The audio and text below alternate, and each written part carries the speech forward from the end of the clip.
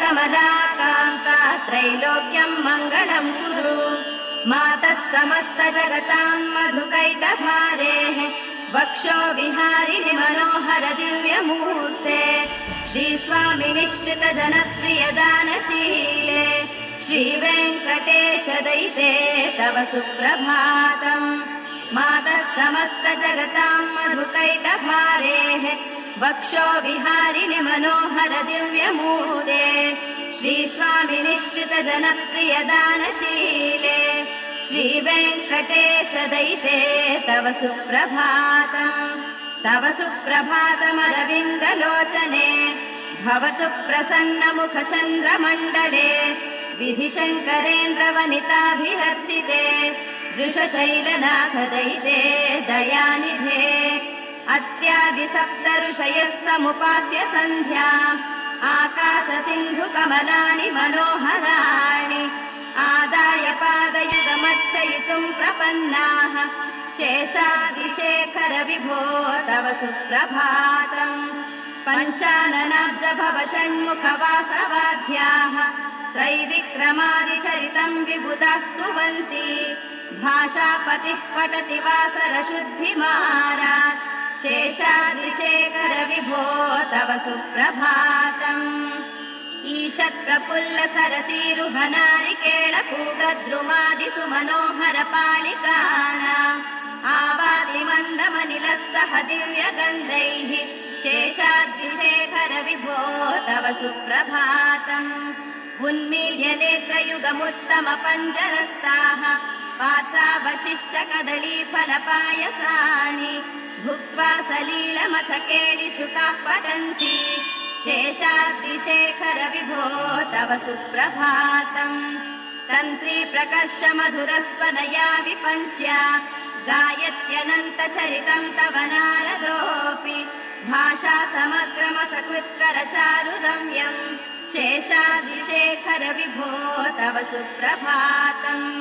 भृङ्गावळी च मकरन्दरसानुविद्ध झङ्कार गीत निनदैः सह सेवनाय निर्यात्युपान्त सरसी कमलोदरेभ्यः शेषाद्रिशेखर विभो तव सुप्रभातम्।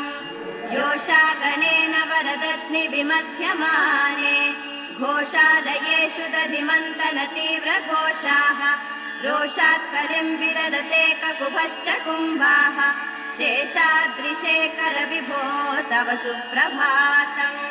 पद्मेश मित्र शतपत्र गताळिवर्गाः हर्तुं श्रियं कुवलयस्य निजाङ्गलक्ष्म्याः भेरी निनादमिव बिभ्रति तीव्रनादम् शेषाद्रिशेखर विभो तव सुप्रभातम्।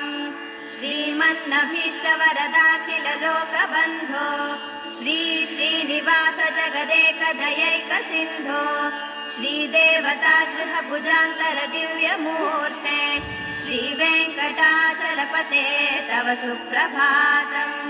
श्रीमन्नभीष्टवरदाखिल लोकबन्धो श्री श्रीनिवास जगदेक दयैक सिन्धो श्रीदेवतागृह भुजान्तर दिव्यमूर्ते श्रीवेङ्कटाचलपते तव सुप्रभातम्।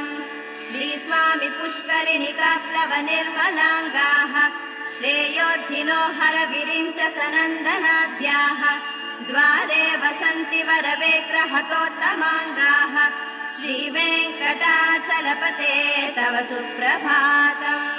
श्रीशेषशैल गरुडाचल वेङ्कटाद्रिनारायणाद्रि वृषभाद्रि वृषाद्रि मुख्या आख्यां त्वदीय वसतेरनिशम्भरन्ति श्रीवेङ्कटाचलपते तव सुप्रभातम्। सेवा परा शिव सुरेश कृशानुधर्म रक्षोऽम्बुनाथ पवमान धनाधिनाथाः बद्धाञ्जलि प्रविलसन्निज शीर्षदेशाः श्रीवेङ्कटाचलपते तव सुप्रभातम्। घाटीषु ते विहगराज मृगाधिराज नागाधिराज गजराज हयाधिराजाः स्वस्वाधिकारमहिमाधिकमर्थयन्ते श्रीवेङ्कटाचलपते तव सुप्रभातम्। सूर्येन्दुभौम बुधवाक्पति काव्यसौरिः स्वर्ग परिषत्प्रदानाः तद्दासदास चरमावधिदासदासाः श्रीवेङ्कटाचलपते तव सुप्रभातम् त्वत्पादधूलिभरितस्फुरितोत्तमाङ्गाः स्वर्गापवर्गनिरपेक्ष निजान्तरङ्गाः कल्पागमाकलनया कुलतां लभन्ते श्रीवेङ्कटाचलपते तव सुप्रभातम् त्वद्गोपुराग्रशिखराणि निरीक्षमाणाः स्वर्गापवर्गपदवीं परमाश्रयन्तः मर्त्या मनुष्यभुवने मतिमाश्रयन्ते श्रीवेङ्कटाचलपते तव सुप्रभातम् श्रीभूमिनायक दयादिगुणामृताब्धे देवादिदेव जगदेक शरण्यमूर्ते श्रीमन्ननन्त गरुडादिभिरर्चिताङ्घ्रे श्रीवेङ्कटाचलपते तव सुप्रभातम् श्रीपद्मनाभ पुरुषोत्तम वासुदेव वैकुण्ठ माधव जनार्दन चक्रपाणे श्रीवत्स चिह्न शरणागत पारिजात श्रीवेङ्कटाचलपते तव सुप्रभातम् कन्दर्पदर्पहर सुन्दर दिव्यमूर्ते कान्ताकुचाम्बुरुह कुट्मललोल दृष्टे कल्याण निर्मल गुणाकर दिव्यकीर्ते श्रीवेङ्कटाचलपते तव सुप्रभातम् मीनाकृते कमठकोल नृसिंहवर्णिन् स्वामिन् परश्वत तपोधन रामचन्द्र